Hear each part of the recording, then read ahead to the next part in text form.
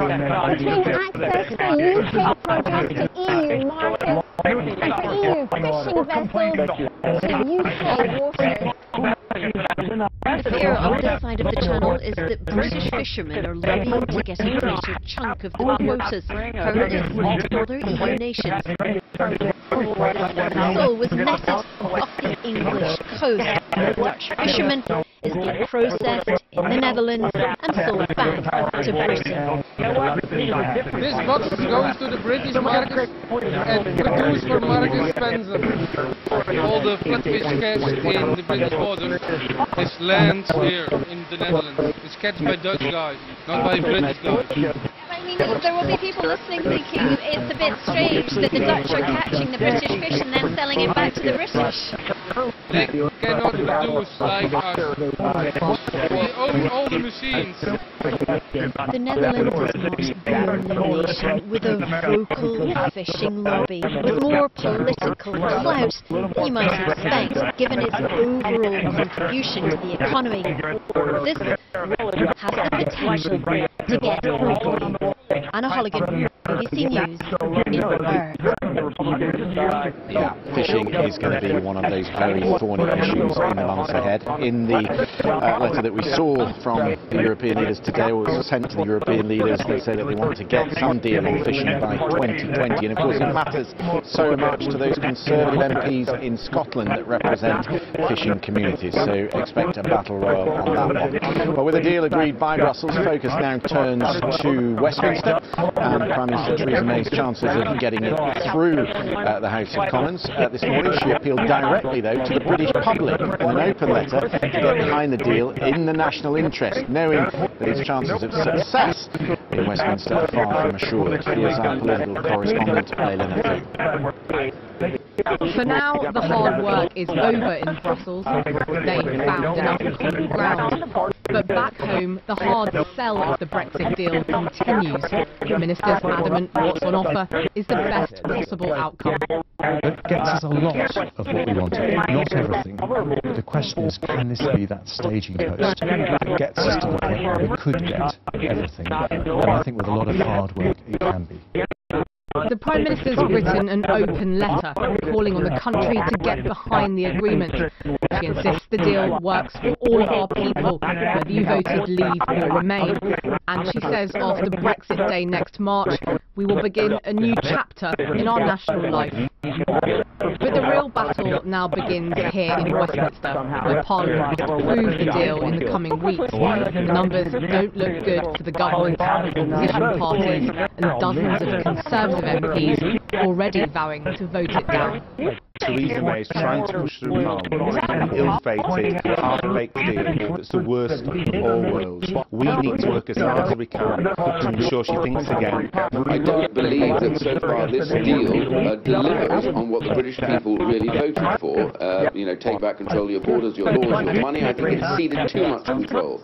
It's the plans for how to keep the Irish border free from checks that raised hackles across the political spectrum. Northern Ireland's Democratic Unionists are reconsidering their support for the government, which Theresa May relies on for her majority. We're seeing us staying within the European Union in terms of the single market. The customs union rules will apply to Northern Ireland. We're in the same VAT regime as Europe. We're in the same state aid as Europe. And there is very much in the border down the Irish Sea as a result of this, and that's why we can't support this deal.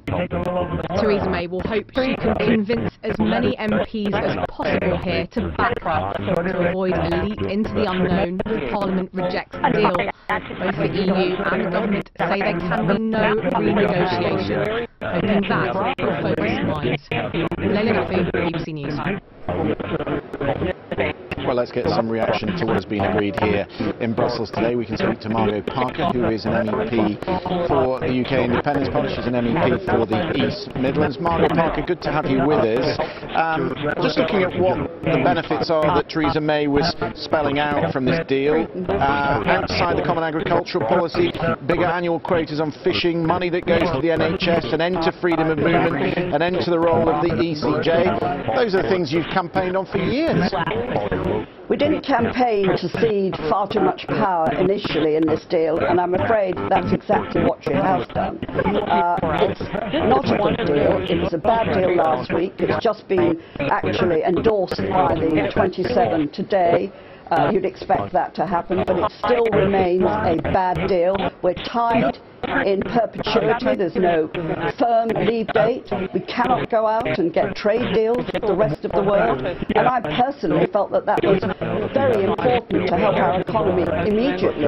50% of our trade already is on WTO terms. So for me, I really wanted that positive side to be delivered. And this is just kicking the can down the road for 2 years to see what happens. We've got a new administration coming into the European Union next year. No idea what shape that will take, who they will be, what they will say. So it's not a good deal, and frankly, it shouldn't be offered to the British Parliament to have to ratify. We've had one of your fellow MEPs up here in the last hour, Elmer Brock, who has been on the steering committee for the European Parliament, and he says too much focus is being put on the backstop because there is now a provision to extend the transition, possibly until 2022, and because we start very close to each other, this is a trade deal that can be done inside 4 years. Well, that's all very well and good, and I understand why you would say that. These are nice words, but they're not firm. We don't have a firm commitment, and no deal is worth its salt unless you know what you're dealing about, where the cut-off point is, when you can actually go ahead and get things done. We can't do that. So we're still stuck virtually within the same rule book. That's not to say we may not agree with some of the things. Quite clearly we probably would, but at the end of the day we must be free to allow the British people to actually have the benefits of freedom of leaving the European Union. This does not deliver that. But would you accept, as the British Prime Minister set out in the last hour, that for all those things that I spelt out that this deal focuses on, the cap, the fishing, the money, the NHS, etc., etc., there has to be some compromise, because for a lot of people who didn't vote for Brexit, livelihoods are at stake. Well, I think there's been an immense amount of compromise. I mean, I've no idea what the EU compromise. I don't know. I'm not hearing a word about that. No, I don't think this is a good deal. It remains a rotten deal, and I think, to be quite honest, it would be far more beneficial if we left on WTO terms, 29th of March. Then, of course, once we've left, we can indeed go back to our good friends in Europe and sort out some arrangements. But then we will be in a position of authority and power, and quite rightly so. And a quick word on what we've heard from the Remain side of the argument today, the idea that there could be a referendum or a general election around the corner. Would you rather have another referendum or an election rather than this deal? No, I don't think that's the option. We've already had a referendum. The people have spoken. I think to offer a second one is just via the back door. It's, you know, it's a large corporate globalist people that it benefits them, and they want to really crush the will of the people. Make no mistake, the people voted to leave. It is the government and the civil servants who wish to remain. That's what we're up against. They don't like what the people voted for. I'm afraid that's the fact and the simple truth of the matter. Margot Pelker from UKIP, thank you very much indeed. Well, that is the view of the UK Independence Party, a very different view, of course, from former UK Prime Minister Tony Blair, who is backing a second referendum. He referred to it today as a people's vote, and he's been telling the BBC why he supports it. The whole basis of Theresa May's case to the British people is that this honours the Brexit mandate and it settles the issue. And actually neither is correct. It doesn't honour the Brexit mandate because the people who most fervently believe in Brexit say this isn't Brexit, and it doesn't settle the issue because actually there's so much still to be discussed that even those people who stay in the cabinet at the moment, who are really anti her plan but stay in it tactically, want to pull us the other side of March 2019 and carry on the fight. And therefore the only way you're going to unite the country ultimately is to get this back to the people and say you've got a mandate whether the government does a proper Brexit, that's the sort of Brexit that Boris Johnson wants, or that we stay. And that is, you know, the only way of resolving this now, because I think the deal will fail because in the end it will satisfy no one. It's actually only succeeded in uniting people in opposition to it. former Prime Minister Tony Blair. Let's speak to our reality check correspondent Chris Morris, who is with us. So this all happened very quick today. We'll wade through by the European leaders in quick time. What are the staging posts from here? Just go through the timetable as we see it. So the withdrawal agreement was endorsed today. Eventually, ministerial rather than leader level, the other 27 countries do actually have to formally approve it. That may not happen until March, but we imagine it would be done unanimously. In theory, it could be done by a qualified majority, which means 20 out of 27 countries, representing 65% of their population. But we know there's some big hurdles to come before that, most notably, of course, in the House of Commons. The numbers don't look good for the Prime Minister. I think Downing Street must acknowledge that. She felt that when she was in the House of Commons a couple of days ago, and it took many minutes, I think more than half an hour, before even any Conservative MP stood up from the backbenches to offer her support for the deal that she's done. So that's the biggest challenge, really. And I think there's a live debate, the Plan B debate, about which nobody really wants to talk about here at the moment, but what might happen if that vote in the House of Commons to ratify this deal went down, if it was rejected. Why do you think the European leaders came here today? Because there was not a vote, they didn't have to sign anything, they didn't have to negotiate anything. What do you think it was all about? I think they probably thought this is a big moment in the sense that, you know, for the first time a member state is leaving. It's one of the biggest member states, one of the most important member states. I think they all wanted to make sure that nothing was lost in the wash. Obviously, they sort of handed over the negotiation to Michel Barnier and his team based at the European Commission. I think it was probably important to get all the leaders at the very highest level in one room and say, look, here's what we've agreed, and here's what we've set out as a framework for the future.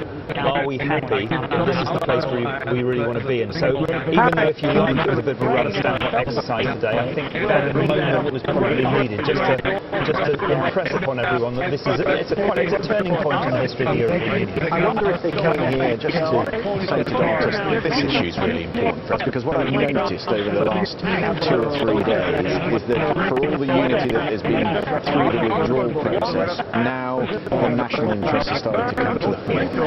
It will come to the fore more and more when we start to talk about the negotiations on the future relationship, because that's when national interests really will be at stake. The other thing, of course, that happened today is they heard from the President of the European Parliament. We were talking about ratification. We shouldn't forget that. It has a role to play as well. We shouldn't take it for granted. If a vote went through the House of Commons, then there would have to be a ratification process in the European Parliament as well. So all of these bits of the jigsaw, if you like, need to be put together if the UK is to leave the EU on schedule on March the 29th next year. Interestingly, Elmar Brok from the European Parliament, who was on the steering group, says, yeah, no problem through the European Parliament, because they've been kept involved throughout. It's interesting because, I mean, if you think back 2 years, we thought that would have been one of the problems in the European Parliament. Does that tell us that they've got more than they bargained for? I think it'll go through no problem as it's currently configured, but if it got defeated in the House of Commons, and if the UK said, look, we need a tweak here and there, I don't really think there's a realistic possibility of tweaks to the legally binding withdrawal agreement. The political declaration, an aspirational, non-binding document, maybe you could tweak it, but as soon as you start tweaking it to try and please people in the British Parliament, you might upset people in the European Parliament, and that I think is where the argument that this is the only deal that everyone can accept at a national level has come from. But as we've seen, and as we will certainly see in the next few weeks, it is the subject of ferocious debate within the UK political system. Yeah, and just very quickly to finish, the letter that we've had from the Prime Minister today, them all speaking on the same page here in Brussels, there is now a very concerted effort to pitch this as the only option on the table. There is, and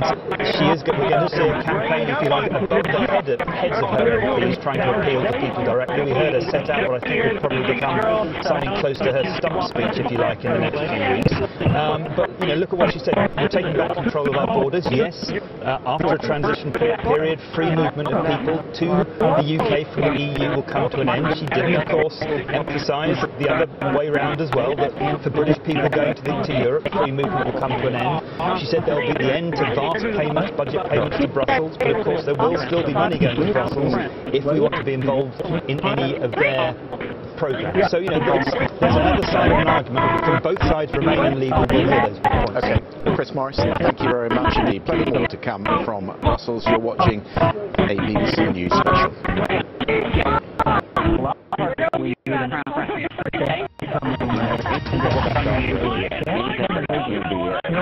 The latest weather update. Now, overall, it's a brighter day today compared with yesterday. More of us are seeing a bit of sunshine. There's still a fair amount of cloud out there. There are some showers, and it's 2 for the price of 1. The rainbows across the eastern parts of Scotland today in those showers. This is a recent satellite picture. It's a little bit brighter. It's pushing past the East Midlands and East Anglia. The West is best for sunny spells today. Again, across north-west Scotland and the Western Isles, always favoured with an easterly breeze. To see some sunshine, that's what's happening again today. Showers eastern Scotland, north-east England, 1 or 2 clipping Northern Ireland. Let's take a look at things in greater detail. If you're yet to head out and about this afternoon, a few showers too into the English Channel, but most of these are over water rather than land. Brighter today in southern England and South Wales compared with yesterday, and there's a lot of cloud around. A few showers around the Thames estuary, north-east England, as I mentioned, some sunny spells north-west England into Northern Ireland, and through western and northern Scotland. It's eastern Scotland with a peppering of showers to be had. It's feeling a little bit chillier today, though. Temperatures are still in single figures, and we've got that easterly breeze, which for some reasons is a little bit more noticeable compared with yesterday. Overnight, a few showers in eastern Scotland, running across northern England towards Northern Ireland, and still some in the far south-east. A patch of mist and fog can't be ruled out, and a touch of frost here and there as well. It'll be clear for a period of time, more especially in north-west Scotland, where we could be down to -4 in some spots into the morning. Again, sunny spells to come here tomorrow. Now, tomorrow, Northern Ireland, you may see a shower, especially in the east. Showers scattered about through eastern Scotland, eastern England, but many western parts of Scotland, Wales and England will see some sunshine, if anything sunnier than today. Still single-figure temperatures. That's about to change. Some mist and fog with a touch of frost going into Tuesday morning, but weather fronts coming in on Tuesday into Wednesday. Low pressure from the Atlantic taking over, wetter, windier weather as well, but milder weather as our air direction change from the east to a southwesterly. But then again, the milder feel will be offset by the much stronger winds. Here's a flavour of things then for Tuesday and Wednesday. Tuesday, rain spreading in from the southwest. We'll all see wet weather at some stage of Wednesday, and there will be gales in the north and west, severe gales in places. So turning unsettled this week, rain at times, some of it heavy, potentially disruptive winds, particularly on Wednesday. Milder, but again, although temperatures are getting into double figures, it will be much more weather for the week ahead.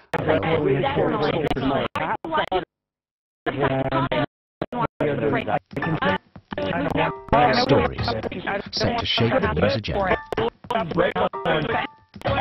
Headlines, fresh comedy, original perspectives on the days of fake narratives. See the bigger picture as it emerges. The papers, tonight at 10:30 and 11:30 on the BBC News Channel. Christian Fraser in London. The European Union. Brexit. Donald Trump's Twitter feed. We'll move on. I think it's going to be impressive. Yeah. I think it's going to be fascinating to watch. We're nearly out of time. This is a big deal. Beyond 100 Days, Monday to Thursday on the BBC News Channel.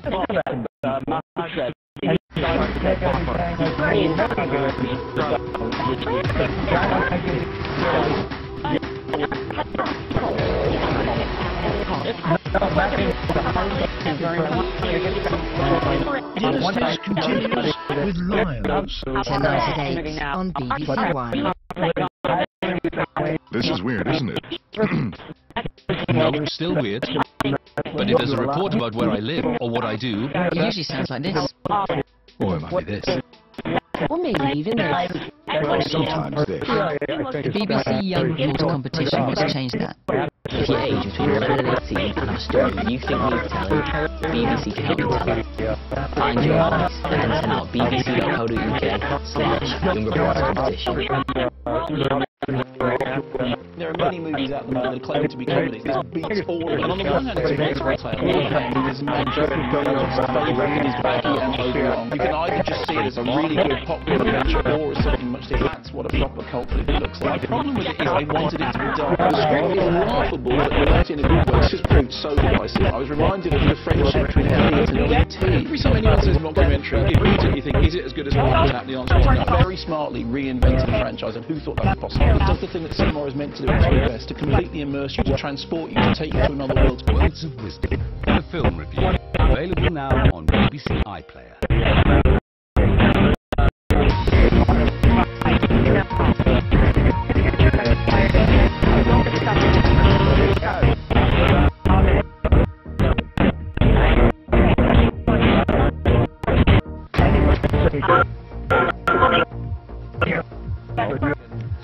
Leaders in the summit in Brussels after 18 months of negotiations.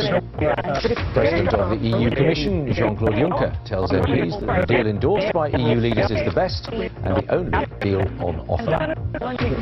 With the deal approved, it will face a much tougher vote at Westminster. The Prime Minister says she will make the case for the deal with all her heart and adds that the British people don't want to spend any more time arguing about Brexit. In other news, a man has been charged with the attempted murder of a police officer after a knife attack in East London. The incident happened at Ilford railway station on Friday night. Daniel Adeyemi, aged 24, will appear before magistrates tomorrow.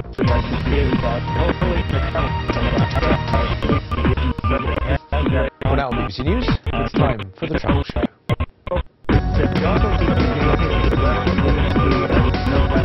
This week on the show, Paris by Team Snail.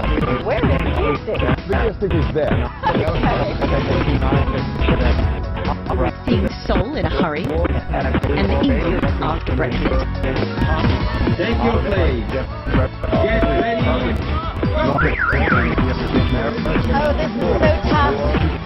My back is about to break. And then their hills. We head to Slovakia to find our fortune. Oh no!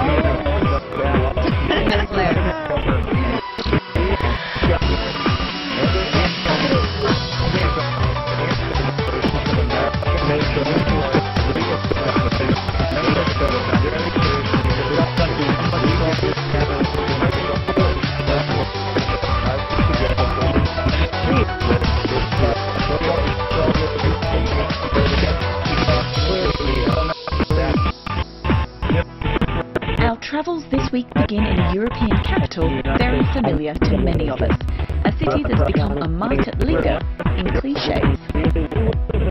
I'm here in the city of love, but also the city of cars, and millennials. One, though, in particular stands out more than any other in the hearts of the French people, the Citroën 2CV. And this year, she's turning 70.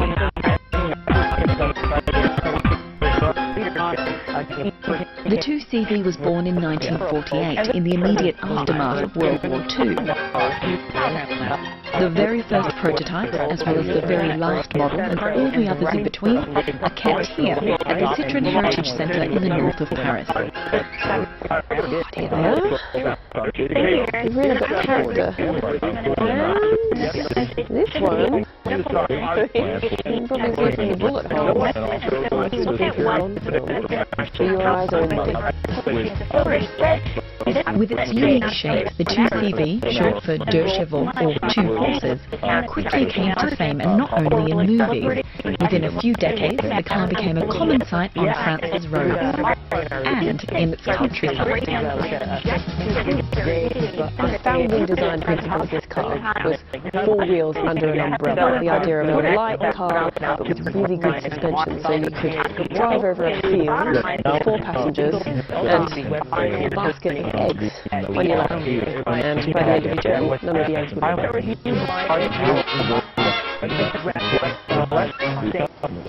More than 5 million were produced until the last one in 1990. But fans and owners still gather annually to celebrate a car that's been used by generations of French motorists.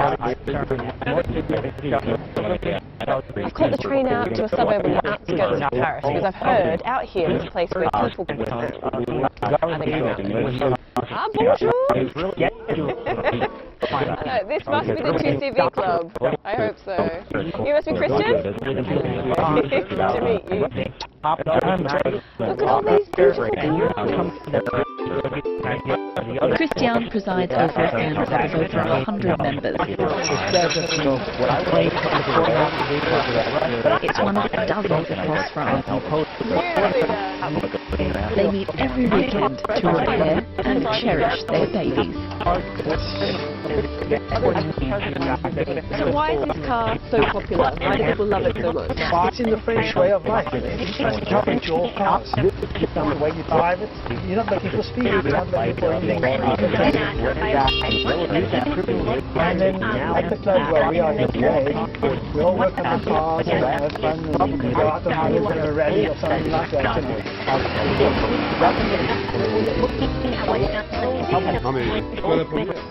Taking a 2CV on a rally is no easy matter.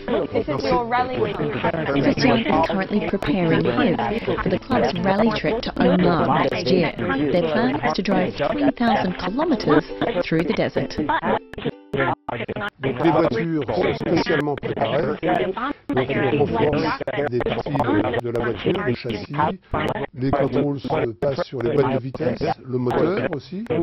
On met une voiture en parfait état pour ne pas avoir de problème dans le désert. Mais il prend quand même, il faut quand même une paire au cas où. Oman won't be the club's first rally. In years gone by, it's organised dozens around the world.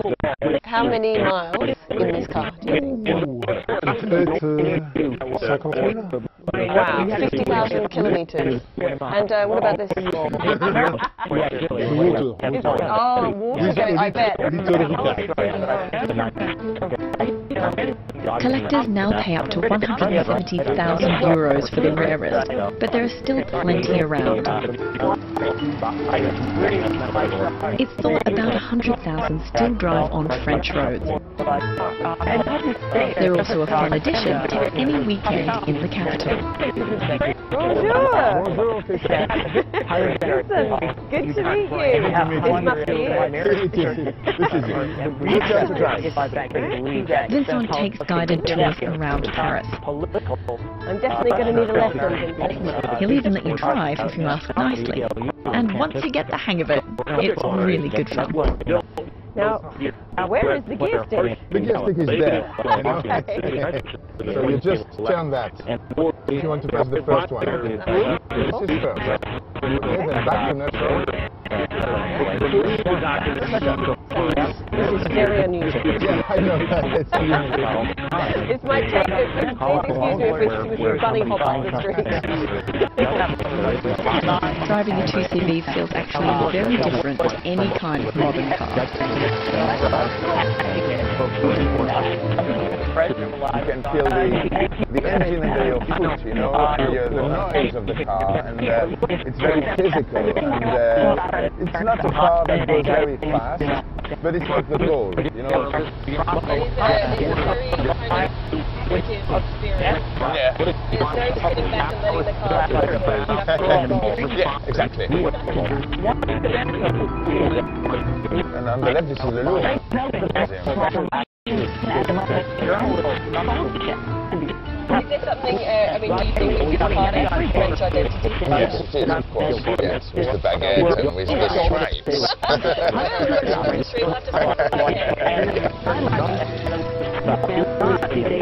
You're very brave because driving a 2CV car is not easy. Driving in Paris is not easy. Driving for the first time a 2CV car in Paris is really brave for me. There are no airbags, the windows aren't electric, and as for AC, let's just say it's pretty rudimentary. But for some reason, the French really seem to love the 2CV. As long as that remains the case, the car they call the Tin Snail will keep ploughing its own furrow on the slow lanes everywhere.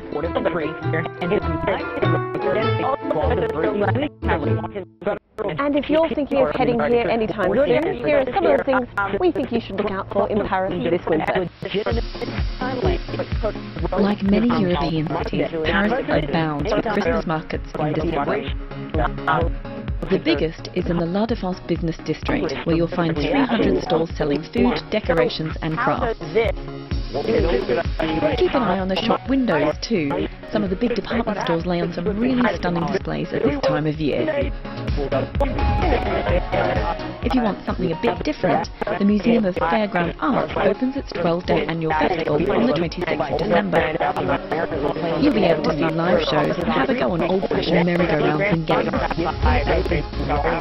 And Paris Fashion Week is in mid-January, but for most of us mortals, the winter sales are going to be the closest thing we get to being part of it. They kick off on the 10th and you can get pretty good discounts. You might need to get those sharp elbows out for some of the best deals though. The competition can be fierce.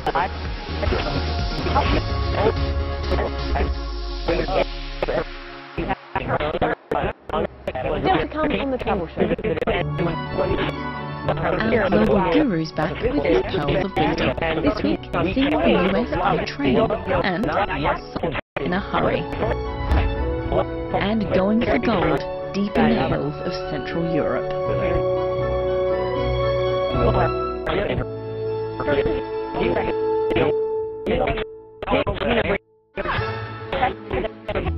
This week I've been exploring the French capital. This is the 7th arrondissement, familiar to those of us who've been to the Eiffel Tower, but that's not my destination this time. So there's a place I really want to show you in Paris. I've heard a lot about it, but I've never had a chance to see it myself, so I'm going to go check it out.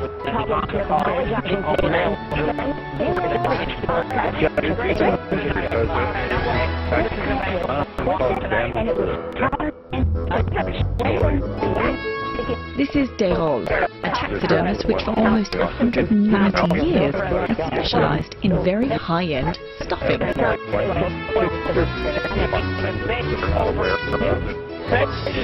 is insane. How did they even get this up the stairs? It's so odd to be able to see creatures like this so up close, and they're beautifully done.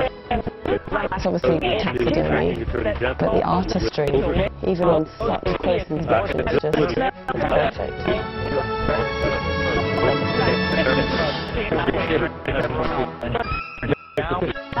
These animals, all of which you can buy, came mainly from zoos, circuses and farms, and weren't hunted to order. In fact, the hope is that seeing how beautiful these creatures are up close will inspire people to care more about the natural world.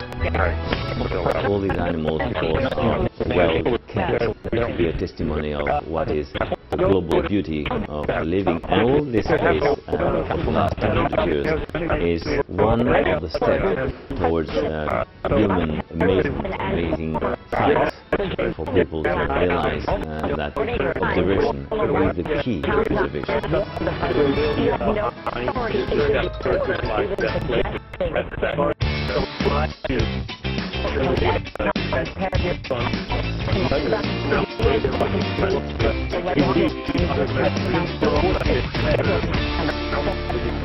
Hello from Malaga. This week I've advice on how to spend 24 hours in Seoul and the tricky business of taking medicines into Dubai. First though, in Florida, the new Bright Line high-speed rail running between Miami and West Palm Beach has increased the frequency to once an hour. The train takes about half an hour between Miami and Fort Lauderdale and another 45 minutes to reach West Palm Beach. And the train operator has also launched a Bright Line Select ticket, which promises curated food and beverage items. Next, Jack Beer Gayland from Canada's largest city, Toronto, is taking his family to Asia. And they've got a 24-hour stopover in South Korea's capital, Seoul. What places should we be able to visit within that time? Good question, Jack Beer. And to answer it, I thought we should hear from someone who knows Seoul really well. Hallie Bradley, who writes a blog about the city. Hi Simon, Hallie here in Seoul. There's a ton that you can see in 24 hours. Head downtown to Gyeongbokgung Palace, the main palace of the Joseon dynasty here in Korea. From From there, you can check out the Chunghano Flower Collection of traditional Korean homes, and then you can easily check out Gwangjang Market, a traditional Asian market that has over 100 years of history here and serves up some delicious noodle soups and dumplings as well for lunch. From there, walk along the Cheonggyecheon Street and check out the Dongdaemun Design Plaza, a great modern addition to the architecture here in Seoul, and end at Namsan Tower, where you can watch as the sun sets and the twinkling lights turn on. I hope you have a great trip. Next, Gemma from Leamington in the English Midlands wants to book a holiday in the European Union after the UK has left on the 29th of March 2019. She says she can't find the answer to her question online. Will Atoll and Upton still cover a post-Brexit holiday? The Consumer Protection Office, Atoll, the air travel organisers licence, and ABTA, the Travel Association, remains in effect whatever the UK's geopolitical status. But much more significantly for most travellers from Britain, the package travel regulations enshrined in UK law require companies to be transport and accommodation in a single transaction to deliver the holiday as booked or provide appropriate assistance or recompense. In uncertain times, booking a package holiday is a wise plan. If for whatever reason the trip doesn't go ahead, you should get a full refund. Our final question is from Savita Singhal, who's travelling to the UAE with her parents, who are both in their 80s. I'm not quite sure what medication can or can't be taken into Dubai. Can you help me? The rules for taking medication into the United Arab Emirates have changed to bring in medicines on the controlled list, which includes some drugs, such as codeine, which are available over the counter in other countries. Need to apply in advance for permission. The Registration and Drug Control Department of the UAE Ministry of Health has a new website where you can apply for permission. For prescription medicines that aren't on the control list, you can bring up to 3 months' supply as a visitor if you have the original prescription or a letter from your doctor. That's it for now, but please carry on bringing me your travel problems and I'll do my best to bring you the answers. See you soon. Last year,